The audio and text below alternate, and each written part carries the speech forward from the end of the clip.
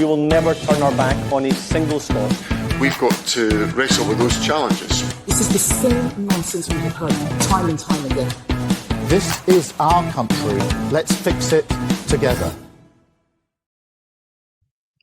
Hello and welcome to Latest Planet Holyrood. I'm Paul Hutchin, political editor of the Daily Record. I'm joined this week by Mark Smith, who's the head of news at the Record. We've got Ruth Souter, who's the chief live news reporter at the Record.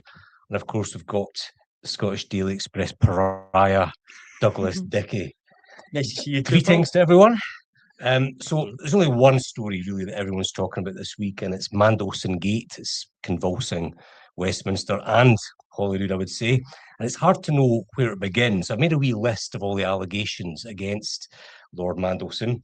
So we already knew that he'd continued his friendship with the disgraced paedophile Jeffrey Epstein, but US DOJ files released this week are even worse for Mandelson.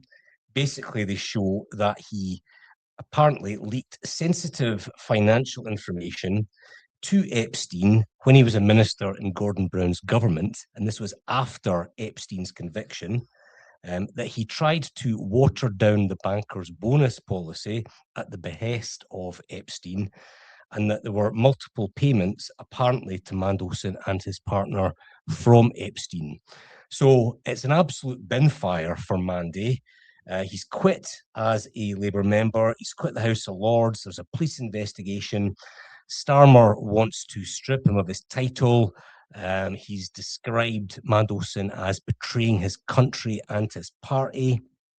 Now, Smitty, even if half of these things are true, I mean, most scandals in politics, you look back on them a couple of years later, you think, was that maybe much ado about nothing? But I mean, this has all the makings of being one of the great political scandals of the last 50 years. Of course, you missed out his worst crime. What was that? Those white Speedos in the pictures. My word, that alone should have him in jail. You know what I mean? For crimes against men's fashion, you know. But that apart, who could have guessed that that the guy who used to be portrayed as a snake on Spitting Image turned out to be a complete snake? You know, who could have guessed such a thing? Obviously, he's just an absolute wrong'un. Always was. I mean, he was at the sharp end of Blairism, you know, and let's be honest, there was a lot of charlatans involved in that particular political project about lots of things. I mean, the minute he said years ago he was relaxed about people being filthy rich, you kind of knew where he was coming from. He's a man who likes to surround himself with rich people. He likes to use his power and knowledge to extract advantage for himself. But by far the worst thing he's done in all of those things, including his white pants, is basically selling out his Labour colleagues for personal gain. When Gordon Brown brought him back, he didn't have to, brought him back, probably against his better judgment, trusted him, and then Mandelson's been leaking all these documents to Epstein and other people. I mean, it just looks absolutely outrageous. I mean, I'm kind of admitting this. I don't think anyone should be surprised. I mean, the stench of scandal has followed Mandelson right through his career. Really. Two resignations from Blair's government.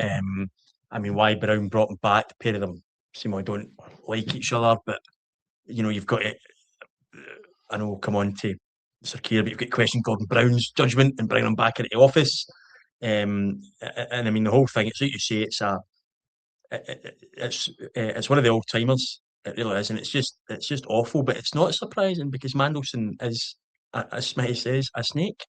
And I mean, just all these Epstein files. It's just so depressing. Kind of how deep it goes, and I just find the whole thing really quite distressing. And to know that he was feeding sensitive information, government information, to this sex offender after conviction. Well, I think that's always the thing. I think if you're pals with Epstein before it, I mean, I still think you've got questions to answer, but you know, at least you could turn and say, well, you know, as soon as he get convicted. But for Mandelson to stay friendly with him, also from a BT email account. I mean, what's the security on that? It's just, it's actually mind-boggling, and he's, you know, in some ways, right now, obviously there's a police investigation going, but it's not him that's going to need to deal with the immediate fallout. It's going to be his Labour colleagues, and obviously it creates a horrendous narrative for them. Ruth, apart from the awful photographs, which could put us all in therapy for decades, what are your thoughts on this mega scandal? Yeah, I think I seriously don't understand how somebody at that level of government is tied up in the Epstein files, and the fact that he's allegedly been given information to this notorious paedophile it's scandalous. It's scandalous. It's really not okay. And him being reported to the police, I do hope that they investigate it thoroughly and that we get justice if that is true. Yeah. I mean, a lot of these things tend to be, when political scandals are up, they tend to get swept under the carpet. You get these like internal investigations, and they don't really amount to a hill of beans. But there does seem to be a determination that he's done wrong here and he's going to pay a price.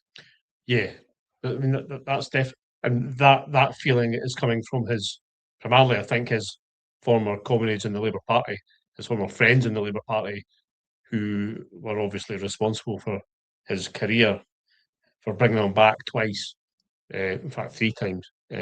So that's I think where a lot of the anger is coming from within the Labour Party, whether they can present themselves to the voters as having been, having handled this correctly from the start remains to be seen. And I think that's where the political fallout is going to land now. Thing is, you read Starmer's statement today that he says that Mandelson betrayed his country and betrayed his party. I bet you if you're Mandelson reading that, it's the party bit that really stings. Oh yeah, don't forget Mandelson was from a Labour background. His dad was a very prominent Labour figure. He's steeped in Labour Party history. He very early on, obviously, adopted the sort of Blairite approach to Labour politics and was an integral pillar of New Labour. You can't downplay his role in getting Labour elected after many years in the wilderness and keeping them elected, keeping them in power. He was an integral part of that. So it's not an easy matter for the Labour Party just to cast him out of darkness. But Starmer's right. He's to condemn him entirely and to use terms such as betrayal, because the only way Starmer's going to get clear of all this is if he puts a lot of distance between him and Mandelson. That's the thing, Doug, isn't it? So Mandelson's a political corpse. He's dead. He's not coming back. I think the focus is now on the Prime Minister because he was the one that appointed Mandelson to be the UK's man in Washington. And there was an admission, I think, in the Commons today that he made that decision knowing about an ongoing relationship between Epstein and Mandelson. The Prime Minister says that Mandelson lied about the extent of it, but I mean, Starmer's going to get bogged down now in investigations in relation to the appointment. All these texts, emails are going to come out from Mandelson to the ministers, to special advisors. It's hard to see an end in sight. And he actually should get bogged down. He's brought this on himself. I've got zero sympathy for Sir Keir Starmer. His judgment, I think, what does it say about his judgment that he gave Mandelson this role in the first place? Mandelson's been the expert of the political comeback. As I said earlier, it baffles me that he's been able to do it so many times when he's obviously damaged goods.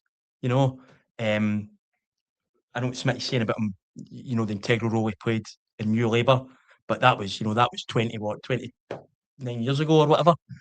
It just, Sir Keir Starmer has massive questions to answer. And let's be honest here, Sir Keir Starmer has been hopeless in government for nearly 2 years now. But this might be the worst thing that he's done. Of all the mistakes he's made, of everything that could have engulfed him, I think this is the one. I think this could bring Sir Keir Starmer down. I think it's that bad. It's, as you say, this isn't some Westminster bubble thing. This is cracking out of it. This is getting out of there. People are outraged at this, and rightly so, that we should send that, this paedophile's pal to represent us in Washington. It's absolutely outrageous. And quite frankly, Sir Keir Starmer should also be a political corpse after this. It shouldn't just be Peter Mandelson. Ruth, so put yourself in a Sarwar shoes, right? So Labour are about 20 points behind the SNP. in the race for the Holyrood election. I think there's less than 90 days left before polling day. Every day is crucial for Scottish Labour in terms of rolling out policy, getting their message across, framing it as a two-horse race between the SNP and Labour. And yet the news media is just devouring the story about Peter Mandelson. You can't get a hearing, this is Sarwar. Everyone's talking about Manday. I mean, how frustrating must this be for Sarwar? Absolute nightmare for him, absolutely. But I do think today he said he should never have been made US ambassador, which is right. That's the right way to address it, albeit I think he should have addressed this when Mandy was pictured in his Speedo pants. He's also under a lot of pressure from Pete Wishart to disclose the communications that he had with Mandelson. So I actually think, I don't know what you guys think about this, but I think he could maybe capitalise on this with regards to what he decides to do with that correspondence. If he does decide to publish it, he might gain some respect from Scottish voters. If he doesn't, then he might not. But yeah, the Epstein case, it's not just like a run-of-the-mill scandal. This has been going on for years and it will continue to go on for years. And the files just get more and more scandalous as they're published. So I think it's definitely within Annis's interest to publish that correspondence that he had with somebody in government that has ties to a paedophile. It goes back to the sort of issue as well that, you know, he wants the focus to be on domestic issues, the NHS, the education service. And yet, again, it's Westminster issues, UK Labour government issues that are dominating, drowning out anything he's saying. And just that the clock's running down on the election. I mean, I don't think anyone expects the Mandelson story to be a dominant issue in the Holyrood election campaign. But I mean, Labour need to start narrowing the gap quickly, or this election's already over. No, 100%. I think his time's starting to run out. So whatever he's got coming up in his election campaign, he's going to need to throw some fire behind it, because this story is going to be dominating news for quite some time, and it's far from over. I think Ruth makes a great point about if Sarwar was to publish that correspondence, because of course the SNP have got a bit of brass neck to go on about cover-ups and not publishing documents, because we've seen what they're doing with the hospital stuff. They're kind of refusing to publish documents relating to that. But Annis Sarwar did once refer to Peter Mandelson as his old friend. I think it was a picture on social media of the pair of them. So I mean, maybe Annis Sarwar doesn't want to release any more fawning emails between the pair of them. You know, how deep did their relationship go? How much did he know about Mandelson's past? And again, this isn't the snake, the spitting image snake. This isn't a shock that Mandelson's a snake. So why was Annis Sarwar putting himself in that position in the first place? But it is difficult for Annis, because clearly he's not going to condemn Mandelson prior to this whole scandal coming out. He's going to treat him like a party colleague. But Annis, this week, I think Annis has come out with a series of really good policy announcements. It was on our front page on Monday talking about how he's definitely going to not have trans-identified males in female prisons. That chimes with a lot of voters, and he's in the right place on that. Today we're reporting in the Daily Record about him supporting a crackdown on the availability of knives, following a lot of good work you've done, Ruth, on the Our Kids campaign, where violence against young people has become a major, I think, issue for a lot of voters, like parents, like grandparents, like young voters. So Annis is coming out with this really good stuff. It should be putting the spotlight on the SNP failings in government. I would add to that list the Queen Elizabeth stuff. Obviously, Annis has been at the forefront of really trying to nail down the SNP government on where they failed in the construction and the delivery of that big hospital. None of it's coming through. We're giving it fair wind in the record, but when things like this come along, they just hit them in the face like a big spade, and it's hard to see how we can get that message across. I hope this dies down so that we can make the election about these issues, and then Annis might then have some success. So I was going to mention his new position on women's rights. So just a bit of context. Scottish Labour supported the GRR legislation back in 2022. In fact, they whipped their MSPs to vote for it, and a couple of MSPs were sacked. Since then, the Scotland office successfully blocked that legislation. We've had the Supreme Court ruling as well, which says that sex is biological sex, and that has profound implications for single-sex spaces. So in the Record, in his column on Monday, Anas said that in relation to prisons, if he becomes First Minister, then he will ensure that there is no biological males in female prisons. And that's been welcomed by a lot of feminists in his own party. They think it might be a bit of a watershed moment on this particular issue. Thoughts on it, Smitty? I mean, do you think that, is it the correct move? And do you think it'll have an impact on the election? I think it's an issue where Sarwar, if he plays it correctly, without rancour or targeting any community, but if he plays this one correctly and he puts women's rights at the heart of it, I think that could be a vote winner for Labour in the election, because the SNP is so poor on it. The SNP seem wedded to a position that no longer really has any merit after the Supreme Court ruling. And I don't know why the SNP are tying themselves up in knots over this. It seems like a very straightforward thing to say that men should not be in women's prisons. I think it's a 90-10 issue, as they sometimes say in America, where the vast majority of people would be in now where Labour are on it. The big thing for me is they should have been consistent. They should never have whipped their MSPs to vote against, in favour of the GRR bill. It was obvious at that point, when you had women getting chucked out the chamber, the public gallery at Holyrood, for wearing suffragette colours, and the debate around that was just full of nonsense from supporters of the gender reform bill. That was Sarwar's opportunity to really lay down a marker and punish the SNP for their foolish position on it. He didn't do that then, but I'm glad he is where he is now, and I think that will give him a stick to beat Swinney with during the election campaign. Ruth, I mean, I think politics is about dividing lines. So, say if you take the NHS, for instance, Labour say they want to improve the NHS, but then so does the SNP. So it's not really something that's going to divide the parties in the election contest. But it's clear that on this specific issue of biological males in female prisons, he has set out this dividing line. So he's changed the position. He's now got a much more robust position than he had back in 2022. I mean, do you think that this will chime with voters? Will it have any effect in April and then in May when people are casting their votes? I think it is quite the U-turn for him to make. I mean, 2 of his MSPs lost their job in 2022, and I wonder what they're thinking right now about his U-turn. Vindicated, probably. Yeah, but it's left me kind of thinking, like, is this a cynical bid from Anas to get female votes? That's just me being probably cynical myself. But he did say previously on a podcast, not this podcast, another podcast, that he had deep regret that Scottish Labour didn't insist on amendments during the gender reform bill's passage. So I suppose you're allowed to change your mind on things, but as a female voter myself, like, his U-turn just makes me wonder if, like, Scottish Labour can be trusted with gender issues. It might already be too late for him, I think, to be honest with you. It feels like something to try and combat reform, like, presenting himself on that side of the argument. I agree with Ruth. I think it's a rather cynical move from him, given that he did whip his MSPs not that long ago. But I also think, if he's genuine with it, it can only be a good thing.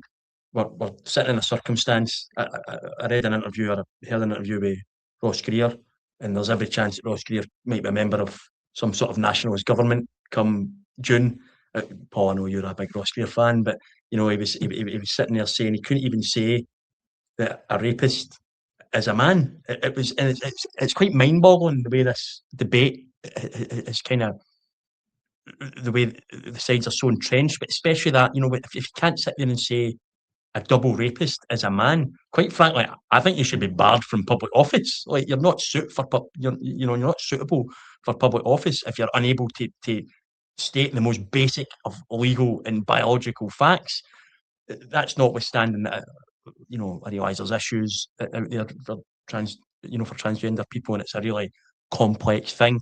But at least, I mean, I think everyone recognises that John Swinney and Anas Sarwar are the two candidates to be First Minister. It probably doesn't feel like it right now. It feels like it's just John Swinney, but at least one of them has drawn that dividing line. I think ultimately he's done it for votes. He probably doesn't mind either way.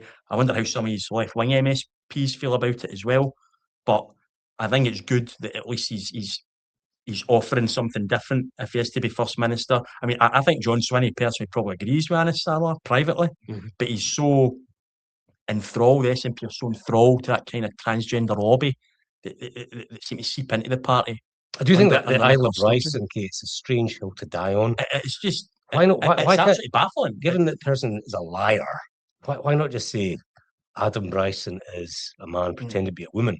Yeah. You know, it just, Adam is not representative of trans people. No, You know, no. it just, So, to me, it's it's just not- trying to get a cushy gig in a female prison. Saying the most basic of facts is not, is not letting down the transgender community in any way.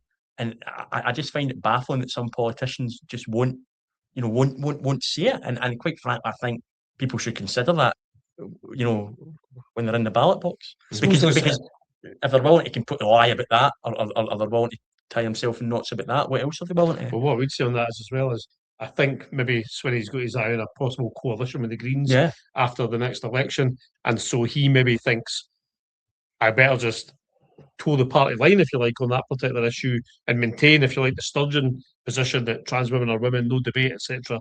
And if he maintains that position, it's maybe easier to bring the Greens on board. What I would say to him is he's got Alba, he's got Tommy Sheridan going to top the list in Glasgow, my old pal. So, he's got another nationalist there that could be in the mix. Parliament. If Tommy can come back, Peter I think Mandelson there's can more come chance back. of Kilmarnock winning the league than Tommy getting elected. We'll see. But they could find themselves having to bring him into the fold, and maybe some other Alba MSPs after the election. So maybe he should tread a finer line on that issue than he is at the moment. Thing is, though, even if it does shift some votes, 1-2%, it's no substitute for policies in the cost of living crisis. No, that for Labour. That must dominate. Yeah. But if it is, he said in the Daily Record column, if he becomes First Minister within days, he'll make this policy about, no men being in women's jails and vice versa. And if it is going to be as black and white as that, he did say that he could save the country quite a lot of money. So if that is the case, if it is going to be as black and white as that, it'll save the government a lot of time and I suppose a lot of taxpayers' money as well, making it as black and white as what he says it's Well, I mean, it has been a hallmark of the SNP government, these fruitless legal battles, whether it be Supreme Court for IndyRef 2, Supreme Court over GRR, the deposit return scheme. I mean, the amount of money they've wasted on lawyers on these fool's errand legal cases, it's an absolute disgrace. Final subject I want to talk about, I cover Holyrood every day or every sitting day. A lot of what MSPs debate and discuss is frankly irrelevant, but there was a big debate yesterday on Ash Regan's plan to criminalise sex buying. So the status quo just now is that the legal risk is with the prostitutes who sell sex rather than the men who buy sex. And she wanted to sort of turn the tables, basically criminalise the men and decriminalise prostitution that's sold by women. It was an interesting bill. I think that she wanted possibility of prison sentences and fines for the males who buy sex. It fell because the SNP whipped their members into opposing the Regan bill. I think in the cold light of day, Ruth, I mean, if you look at the reasons for the SNP's position, and this is what killed the bill, they say that there's not enough time to debate it properly, and they wouldn't have enough time to debate and discuss amendments to knock it into shape. And I just think, what does it say about the Scottish Parliament that, we can debate all sorts of nonsense, virtue signalling rubbish, but we don't actually have the time to debate something that's about violence against women? Yeah, if I could swear here, I could. So you've got a lot of time for debates about greyhound racing, but when it comes to issues about gender-based violence, there's apparently not enough time. It's absolutely shocking. And I think Scotland is in a very sorry state of affairs in that sense. I think radical discussions were needed about this very controversial bill, because it is very, very controversial. I mean, they've got the time to clamp down on greyhound violence, but they don't have time to clamp down on violence against women, Smitty.